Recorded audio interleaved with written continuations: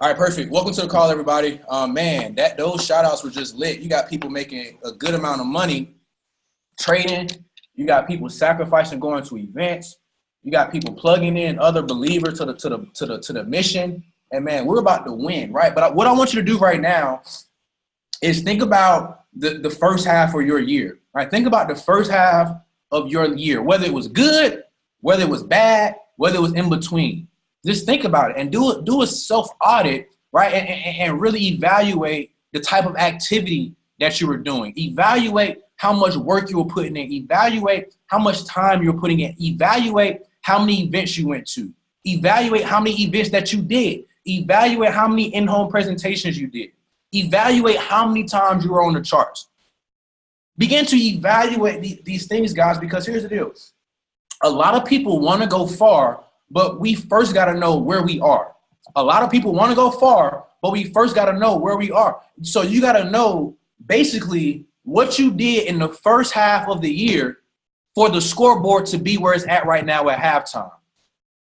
What you want to know is what you did in the first half of the game to know why the scoreboard is what it is right now. Because a lot of people, if you had to look yourself in the mirror and say, self, did I 100% leave it all on the court? Did I 100% leave it all on the field the first half of the year? You're going to have to say, no, I didn't, right? And I can look in the mirror and say the same exact thing. I didn't leave it all on the court. I didn't leave it all on the field. And I'm okay with the results that we got, but I'm not satisfied with the results that we got. I'm not satisfied with what took place in the first half of the year. And you shouldn't be satisfied either.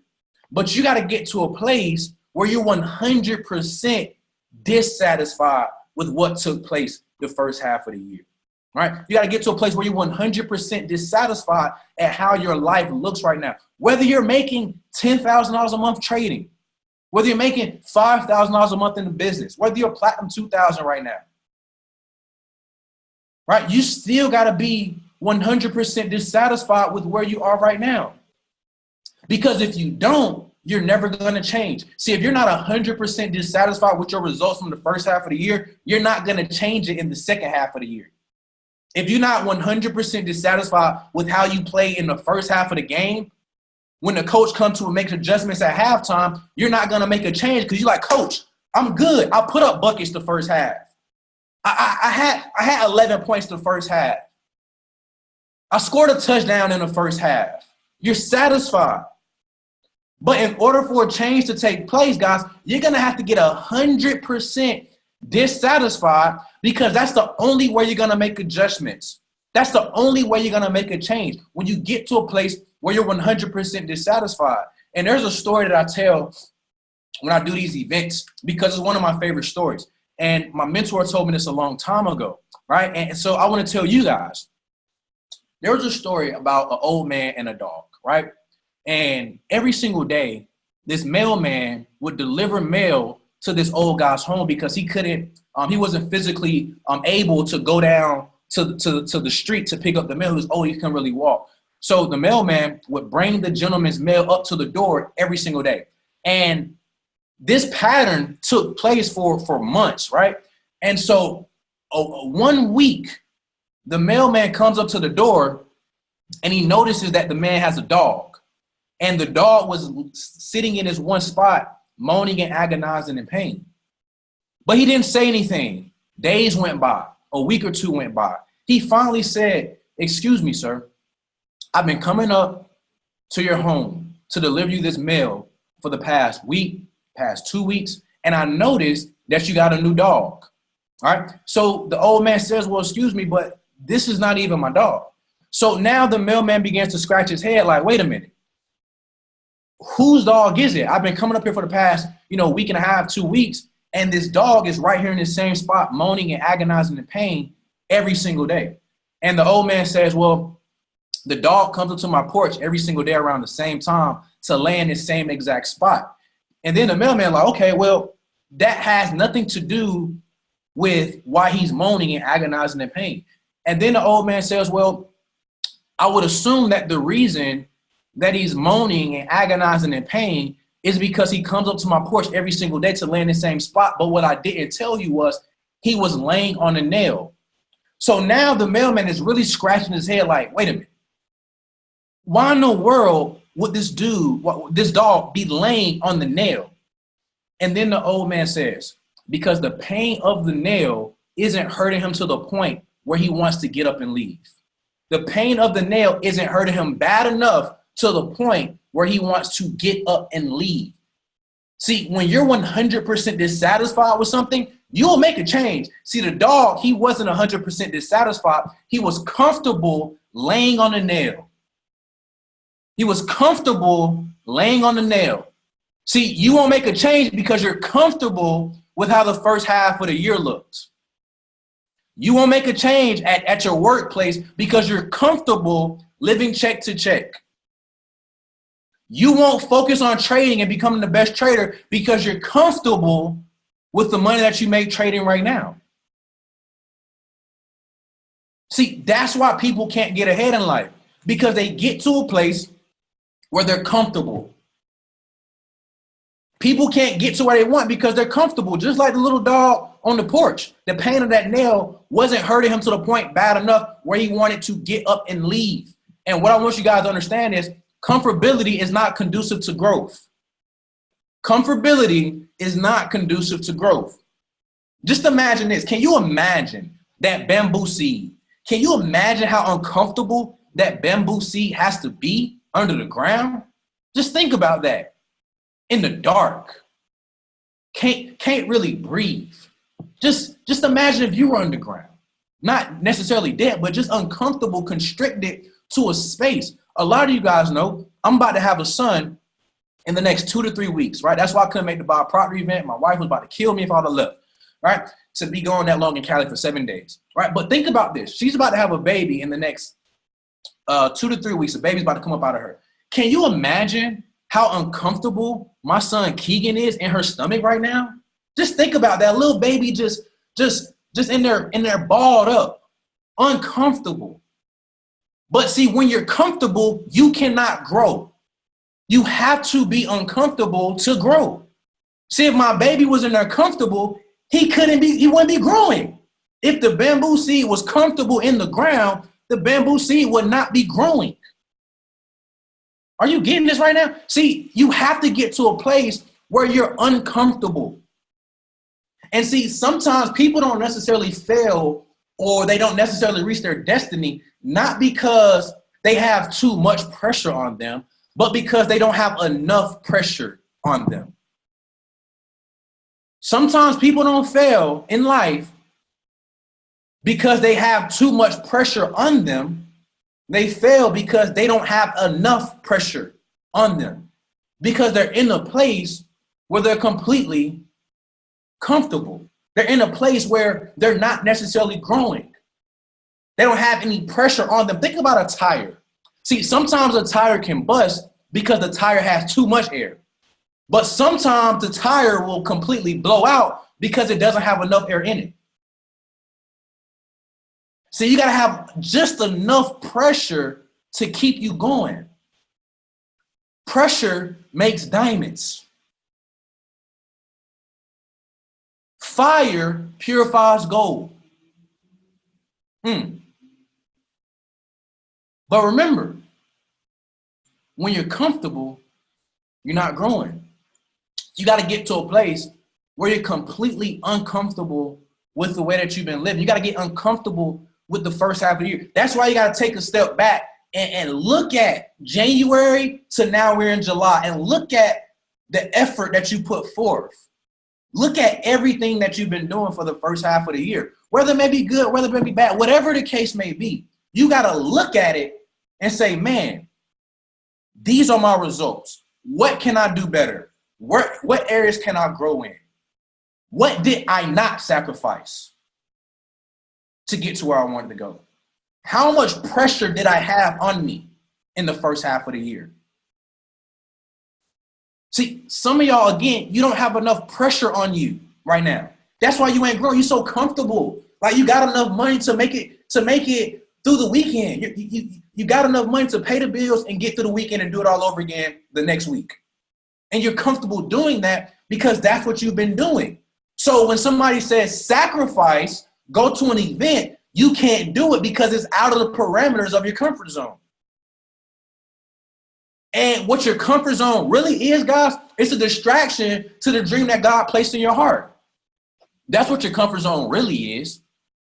There's a lot of definitions to the comfort zone, but your comfort zone is a distraction to the vision that God really placed in your heart.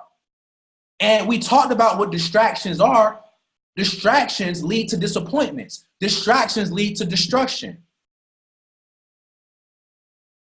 Too many distractions will stop you from getting to your destiny. Too many distractions will stop you from getting to your goal. And that's what your comfort zone is. But it's layers to your comfort zone, though. It's layers to your comfort zone.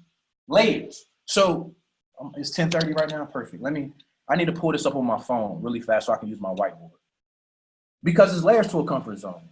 And the goal is to not necessarily get out of your comfort zone. What you want to do is expand your comfort zone. That's what you want to do. But let me pull this up on my phone so this can all make sense.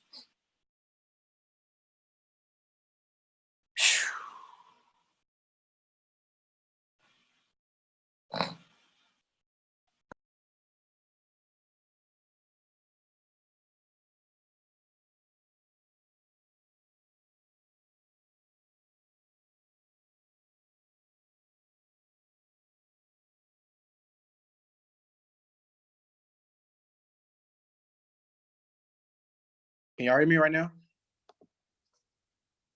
Give me a thumbs up if you can hear me. All right, perfect. Cool. So let me actually let me end this one.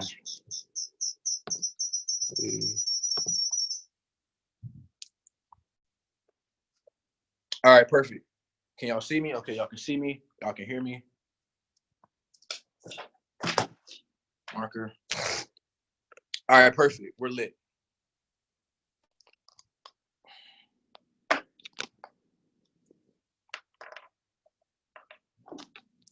Woo! It's about to get good.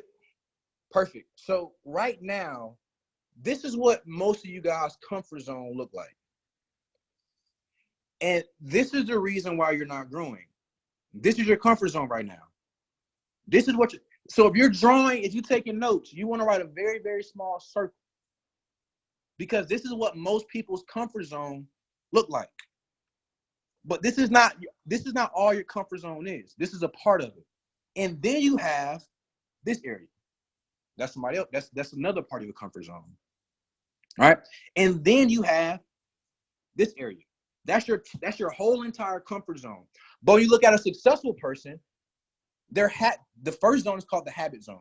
So you look at a successful person, a Alex Morton, a David E. Monetier, a Christopher Terry. This is a normal, regular person's comfort zone who's not really moving and grooving in life the way they want to because they're too comfortable.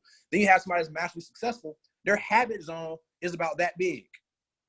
Their habit zone is about that big. Their their action zone is about that big. And then you have their growth zone, which is about that big. Now look at these circles here. Look at these circles. The reason why most people can't grow is because their habit zone is too small. The habit zone is too freaking small. You look at a successful person, this is their habit zone. Boom, that's their habit zone. This is their action zone. And I'm gonna break these down in just a second. That's their action zone. And then this is their danger zone or their growth zone. That's the danger zone or the growth zone. So the goal is to not get out of your comfort zone. The goal is to create a bigger comfort zone. And it starts with creating a bigger habit zone. As you create a bigger habit zone, right? Your habit zone now shifts into your action zone. So now this little habit zone that you used to have, it now becomes your action zone. But it moves in the place of your action zone. And this is now your action zone. And what you did was you created a whole entire new growth zone. If that makes sense, drop a 1 in the chat box. I know it's scribble scrabble, but if it made sense, drop a one in the chat box so I can really break this stuff down. All right, perfect. Makes sense. Now let me come back here. Perfect. So we got that. We got that. So here's the deal.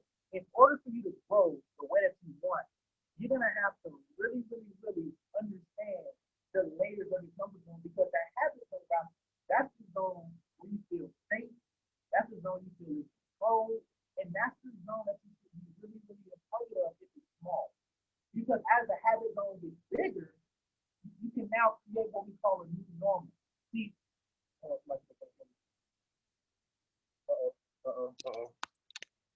let me, one second. I don't know where my stand went. I would have did all this on my deal. One second, I'm pulling back up on my computer.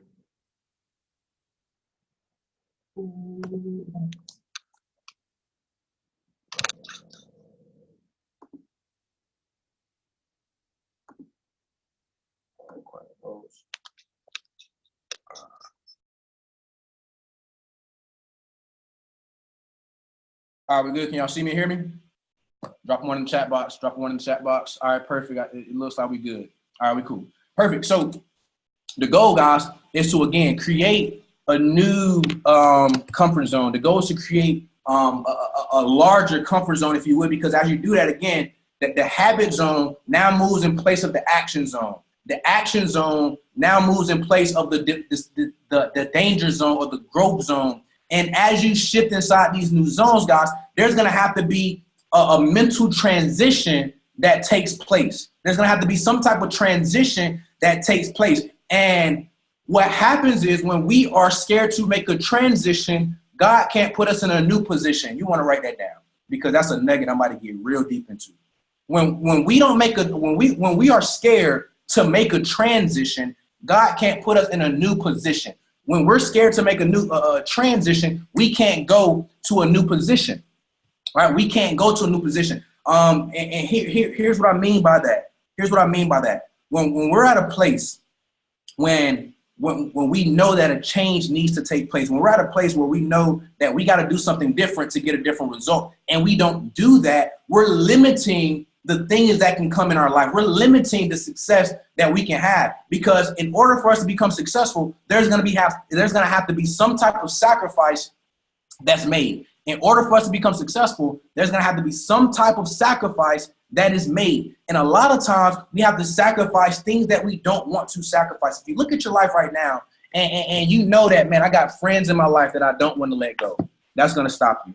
If you look at your life right now, you know there's habits that you need to let go and you don't want to let them go, that's going to stop you. If you look at your life right now and you know that there's a way that you can become a better person, you can become more humble, you can become more caring, you can become more compassionate, you can become more, I don't know, so many words that we can use. But when you don't do that, guys, what you're doing is limiting the places where you can go, because God can't take you where your character cannot sustain you.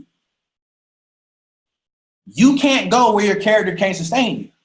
So that's what the comfort zone allows. See, the comfort zone ain't just about the cars and the homes and create a new comfort zone for all the stuff. The comfort zone, a lot of times, guys, it forces you to grow mentally, right? It forces you to grow mentally. And I got a definition in my phone somewhere about comfort zone.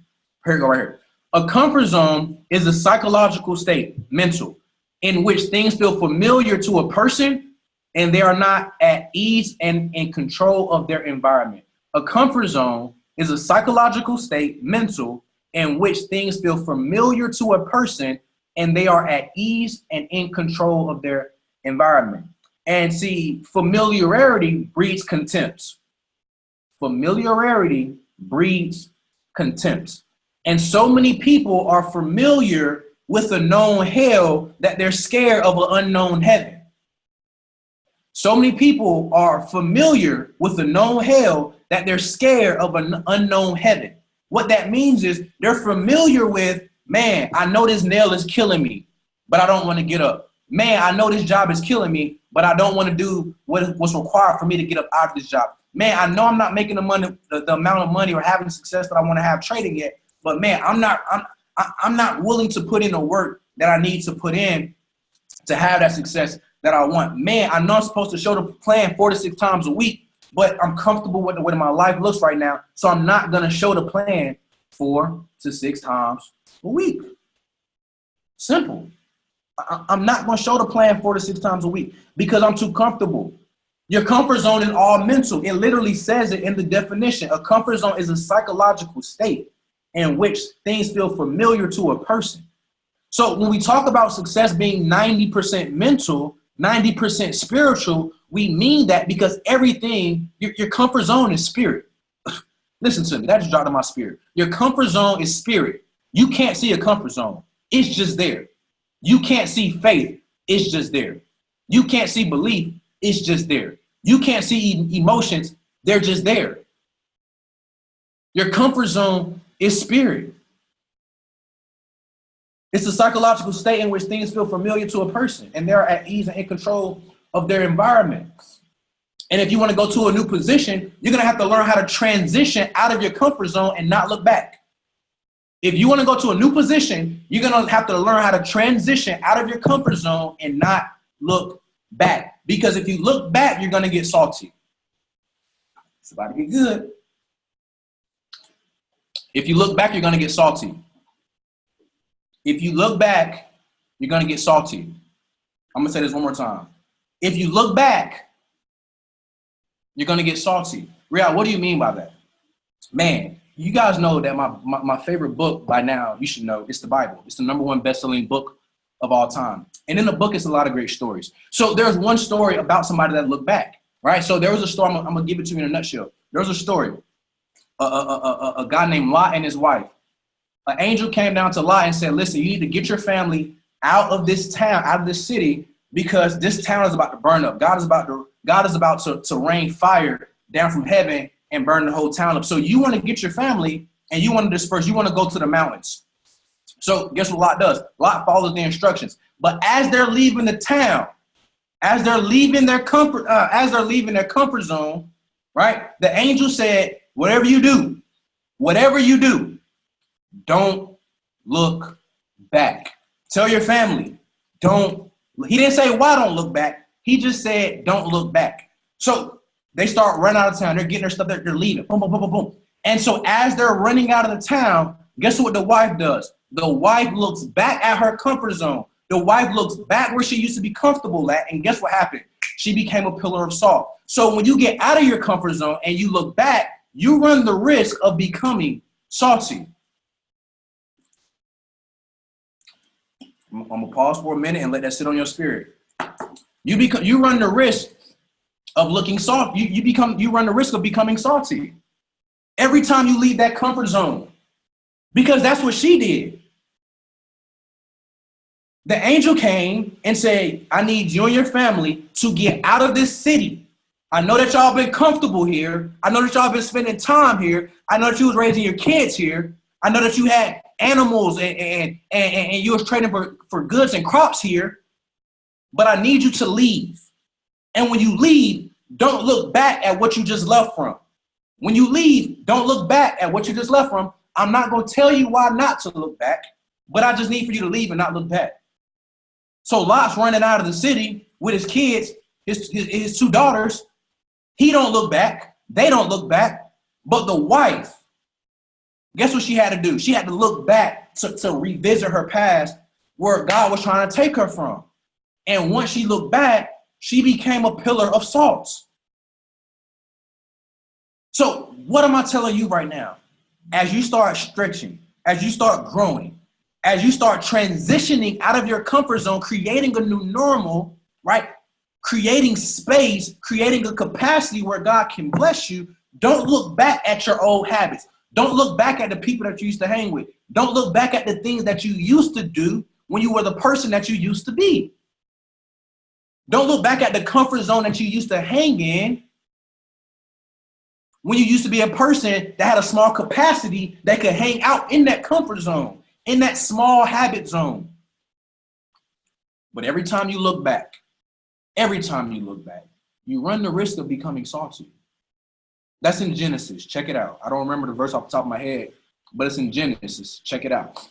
right? So now it's 4 stages, right? It's 4 stages to expanding your comfort zone. It's 4 stages that you're going to have to go through to really, really get that comfort zone where you want to be. And the first stage is contemplation. Because right now you're thinking like, man, what do I need to cut out my life? Who do I need to cut out my life? What do I need to do to expand my comfort zone? That's what you're thinking right now. You're contemplating, do I even want to leave this comfort zone that I've been so comfortable in? Do I really want to leave it? Right? And then the second stage that you're going to have to go through is the preparation stage. That second stage is where you start preparing, like, okay, cool, I got it together. I'm done. I'm moving out of this zone. But you haven't taken any action yet, right? That third stage is the action stage. That's where you begin to take the action at. But what happens in the action stage, a lot of times people relapse and they go right back to the contemplation stage. And they start thinking again, like, man, do I really want to do this? Because understand this, it takes 21 to 66 days to create a new habit. That means it takes 21 to 66 days to create a new comfort zone, to expand our comfort zone. So a lot of times when people begin to take action, when they get hit with the first sign of resistance, right, they fall right back to support. A lot of times when people take action and they get hit with the first sign of resistance, they start contemplating, do I really want to break through resistance? Thank you, God. That's what happens to people when they're on that uptrend. They're trying to make a decision. They're trying to make a change. They're trying to change the trajectory of their life because they've been on a downtrend for so long. They was in that contemplation stage and that preparation stage. All of that is consolidation. All of that is consolidation. And then you have that breakout. You start making your way up. You start taking action. Boom. You get hit with the first sign of resistance. Now you fall right back to supports. Contemplation. You start consolidating again. Man, do I really want to do this? Do I really want to expand my comfort zone? Do I really want to create a bigger capacity for God to bless me?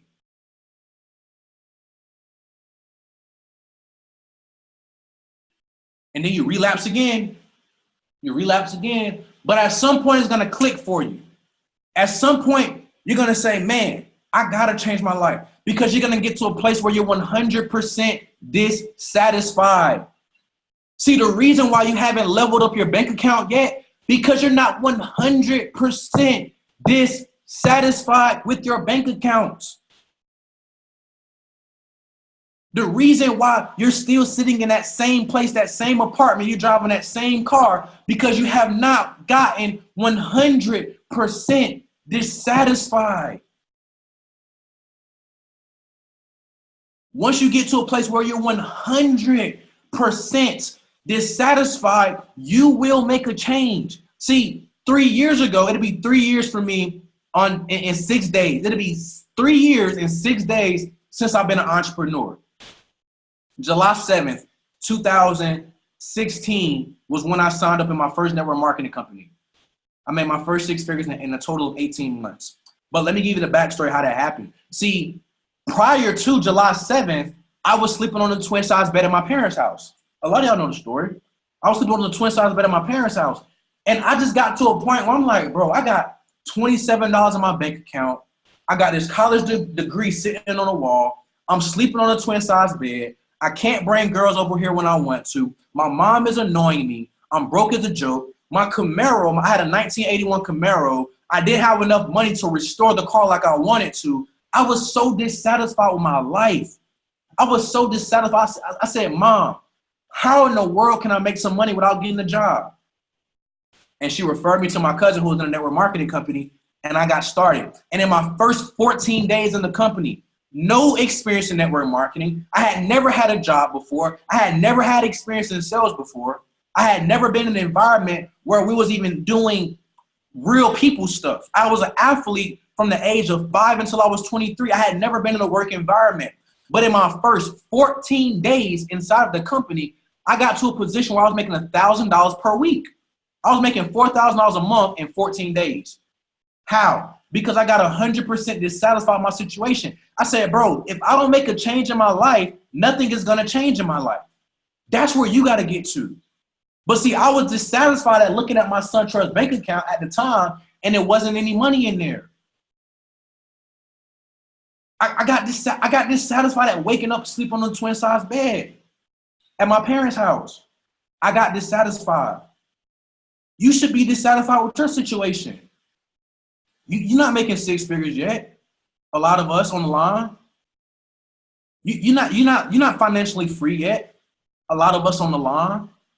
So why in the world are you still at this place where you're not making a change? Because you haven't just looked at yourself and said, bruh, sis, I gotta get up out of this situation. Because once you do that and you really believe it, you will start making course corrections to begin to change the trajectory of your life. So now, this will be my third year in entrepreneurship network marketing on Sunday, July 7th. I didn't quit. 3 years in the game. 3 years in the game, only 3 years. This is a 3 to 5 year retirement plan. I made six figures in 18 months. Why can't you do that? Remember, I didn't have any experience. I started from zero.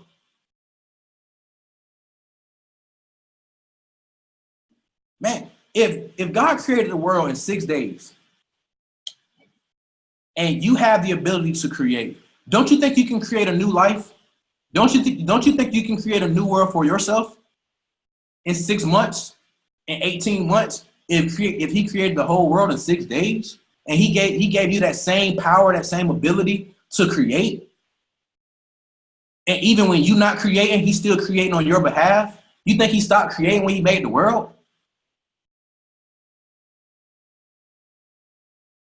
Man, but listen, you won't change until you get 100% dissatisfied with your situation.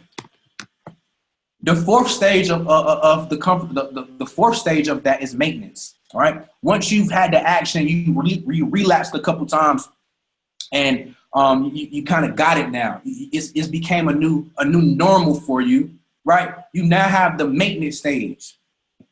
You now have that maintenance stage where now you just got to hold on to it. You got to just keep going and going and going and going, just maintaining the new normal that you created. You're trying to maintain the new normal that you created. But what will keep you in your comfort zone? We're almost done with the call. What will keep you in your comfort zone? Bad emotions. Man, bad emotions will keep you in your comfort zone. That's the first thing. Bad emotions keep you in your comfort zone. Here's how. Because as soon as you begin to make that change, soon as you begin to cut some people off, soon as you begin to level up, soon as you begin to start working on yourself, you say, man, I haven't been listening to anybody, but man, I'm about to start listening to somebody. Once you have that first negative emotion that comes through, man, that negative emotion stops you, right? When you get that sign, that feeling of frustration, when you get that feeling of fear, that's what cripples a lot of people. Fear cripples more people than failure ever will. Fear cripples more people than failure ever will. Fear. That's why I asked the young lady earlier, how much money has being scared ever made you? None. Being scared won't make you no money. None. Being scared has never made me any money at all. And I'm sure it's never made you any money either. So you can't be fearful. You know what stops fear? Action. Action stops fear. Action is an antidote for fear. Action is the number one antidote for fear. Because man, listen, when you got fear, when fear is creeping all through your body, there's no way that you got faith. No way you got faith. But as you start taking action, the faith begins to rise. As you start to, even though you don't know what's on the other side, you just do it. Man, the faith begins to come like, man, I can do this. I can get better. I can get better. I can get better. I can get better. Right? So the second thing that's going to stop you from getting out of your comfort zone or expanding your comfort zone is your paradigm. Because your paradigm is a mental faculty, a mental control that controls pretty much all your habits. It controls 60% of all your habits. Right? That's what the paradigm is. It controls a mental, I got a definition somewhere. Don't worry about it. See, I'm deep in personal self-development. I got it right here. A paradigm, a mental program that has almost exclusive control over our habitual behavior, and almost all our behavior is habitual. Paradigm, a mental program, mindset, a mental program that has almost exclusive control. That means it has almost entire control, almost, over our habitual behavior. And almost all of our behavior is habitual. 60% of all human behavior is habitual. The same thing that you did today, 60% of that you're going to do tomorrow, guaranteed. It's already proven. So your paradigm is what can stop you. You got to get to a place where you're recreating a new paradigm. You're getting rid of self-limiting beliefs, right? The third thing is going to stop you: negative associations, the people that you're hanging around. As you begin to hang around people who aren't, right, conducive for your growth, you begin to hang around people who are going to stunt your growth. What do you think is going to happen to you? You're going to curl right back up in that comfort zone. That's why you got to change the people that you're hanging around. That's why you got to start being in the group chat. That's why you got to start following different people on Instagram, people from the group, other people in IML. You got to get different associations, because when you hang around different people, when you hang around different associations, man, your comfort zone expands. Your comfort zone expands. Oh, I like that, Law. Change. In order to make a change, you got to change who you hanging with. Hang right there in the word. So who are you hanging with? Here's the deal. I remember the first time I ever flew first class in my life. David E. Monetier took us on a Bahamas trip last year for all the chairmen, right? Took us to the Bahamas, free trip. Didn't have to pay for nothing. Nathaniel, right? We got to the airport, and now remember, the flight was paid for. He said, Riyahd, upgrade your flight to first class. I had never flown first class in my entire life. And I probably would have never flown first class if my association, the person I was hanging around, didn't tell me to. So when you're around the right people, guess what that does? That expands your comfort zone. Because when you fly first class one time, you're not going to want to go back to flying coach. Because first class feels so comfortable. You got leg room, you got space, you got all that. And I was like, first class, because at the time, I had never flown first class before, so I was cool with just hanging out right in coach. I didn't think it was a problem. As long as the plane went from A to B, as long as it got up and down, I was cool. But when he said, Riyahd, upgrade your flight to first class, and it wasn't about the money. I had money. It was just a thought like, dang, I ain't never flew first class before. But because I was around the right person, because I was around the right group of chairmen, and they were all flying first class, I go to the ticket booth. Yo, I need to upgrade my seat to first class. How much is it? Here's my card. Right, that's where you want to get to, being around the right people. That's the first way to expand your comfort zone. The second way, the most important way, is personal self-development. Personal self-development expands your comfort zone. Expands your comfort zone. And as you start growing, as you start reading the books, like Think and Grow Rich, right? You start going to events like we had nine individuals go to the paradigm shift this weekend about personal self-development. Man, guess what that does? That expands your comfort zone, because that creates a new normal for growth. See, right now, if you haven't been engaging in personal self-development every single day, your comfort zone for growth is very small. See, when people ask me how much time do I spend in personal self-development, I don't have an answer for you. It's my life. It's my life. I'm a junkie. See, my comfort zone, the new normal that I've created, tells me that, bro, if you go a day and you don't got 4 or 5 hours of four to 5 hours of personal self-development crammed in you, man, I start itching at my neck. Man, I start breaking out. I start sweating. I feel so uncomfortable. If I go to my phone and I open up my notes, man, from the first, man, there's notes all up through here from the first. Do you feel what I'm saying? Like today, like more. Here, I got 4 pages of notes today.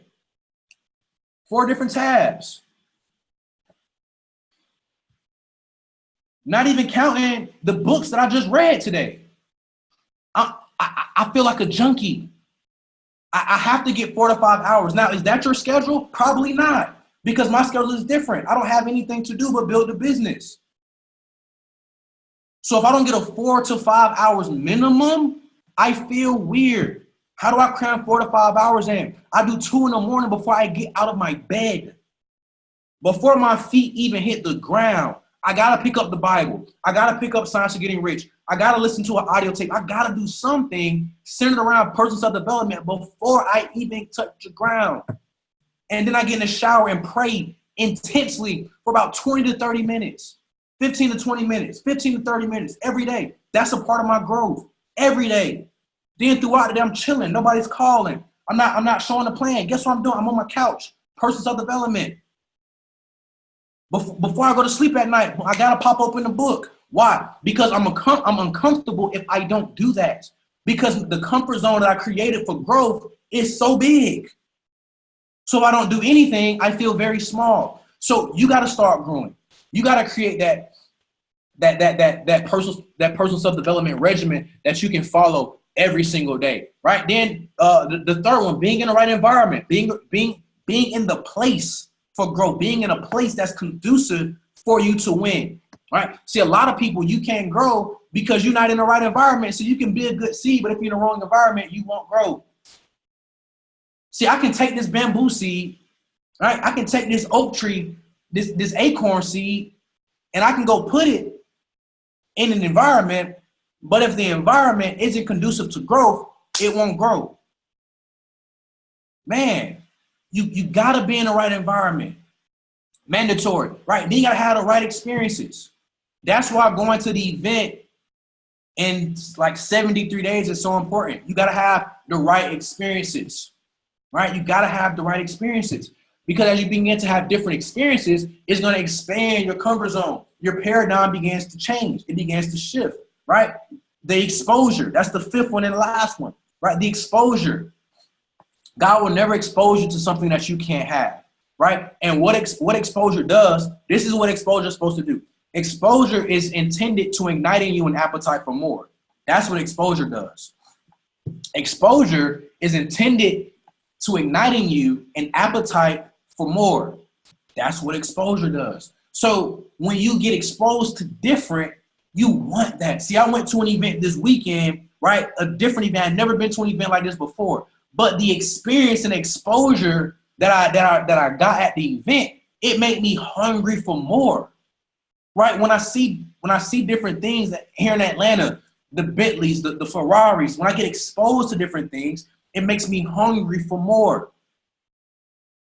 Right? When I see chairmen breaking and people producing chairmen, when I see people trading, making significant amount of money, it makes me hungry for more. But you know what happens to a lot of people? A lot of people get jealous. And let me give you a definition for jealousy.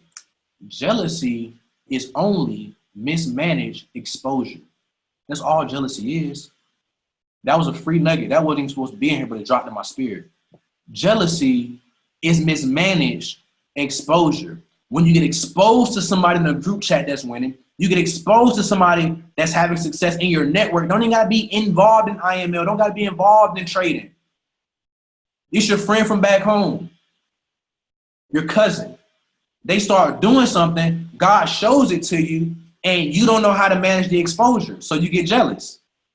Man, that's so good. See, that's why you gotta be engaged in personal self-development, because as you do, things just begin to drop in your spirit, just like that. So that's pretty much the call for tonight, guys. I gave you guys more than enough nuggets, but here's the deal. It's useless if you don't apply it. Knowledge is not power. Applied knowledge is power. Applied knowledge gives you an experience. And experience gives you wisdom. See, a person that has wisdom, they don't have wisdom because they read a lot of books. They have wisdom because they had a lot of experiences. That's why they have wisdom. They have wisdom because they've had experiences. Applied knowledge creates experiences. Experiences create wisdom. That's the knowledge, information, wisdom curve right there.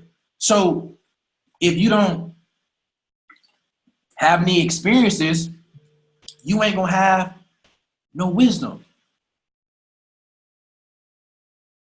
The fourth stage was action, I think. Somebody got the fourth stage for him?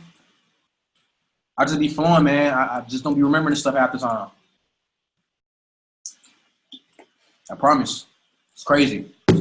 I can't remember the fourth stage. Maintenance. There it is. Maintenance. All right. Maintenance. So last thing, guys, last thing, and we're off the call. We're about to go. We're about to create a challenge. Well, we have already created the challenge. We're going to start it August 1st.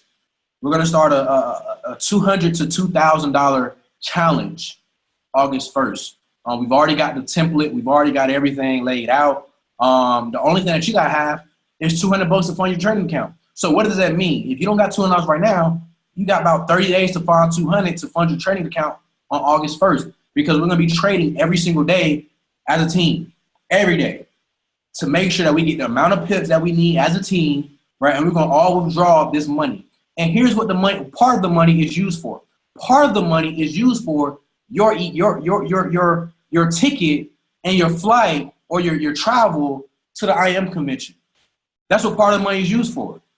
Because we finna make $2,000. I guarantee that. And a lot of us on the line have never in our life made a withdrawal from the market. People just trading just to trade. People just out here trading just to trade. Ain't never in their life made a withdrawal. But guess what? That's about to end. That's about to end. 200 to 2K, you're starting August 1st. So here's the deal. This is what you want to do, though. This is what you want to do. Over the next 30 days, the next month of July, you want to get a minimum 4 people to do it with you. Minimum 4. Minimum. If you can do 4, drop a 4 in the chat box. If you can do a minimum of 4. Because here's what it looks like, ladies and gentlemen. That's 1 person a week. That's 1 person a week.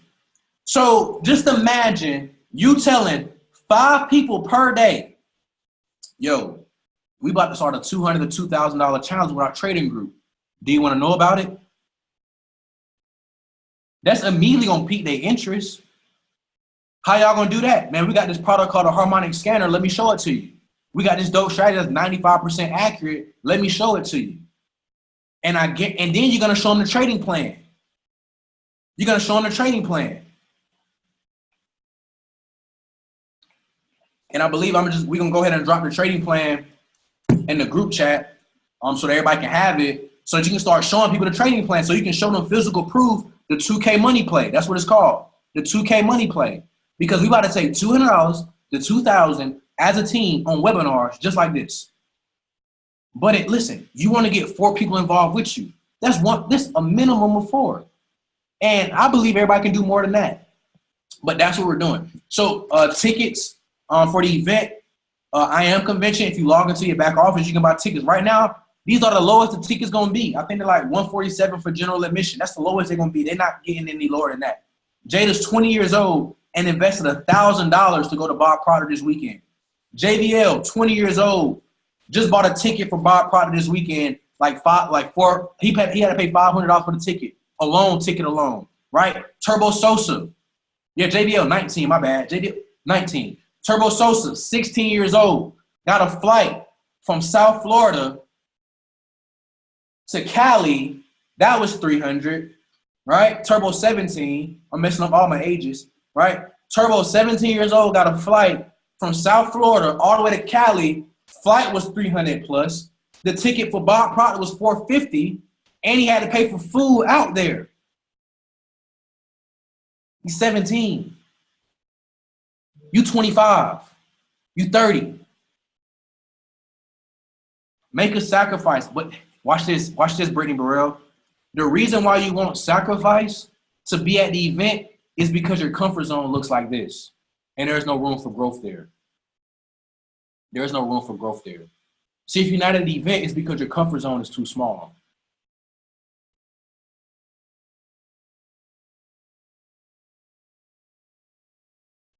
And you got to create a new comfort zone. That's why you got to be there. So with that being said, guys, I love you all. I pray that you got value from the call tonight. Listen, it's lit. The next 6 months of our life, it's about to be freaking epic. It's about to be freaking epic. And God is about to blow your mind in the next 6 months, but only if you believe it. Good night. God bless you, your family, and your dreams. See you at the bank.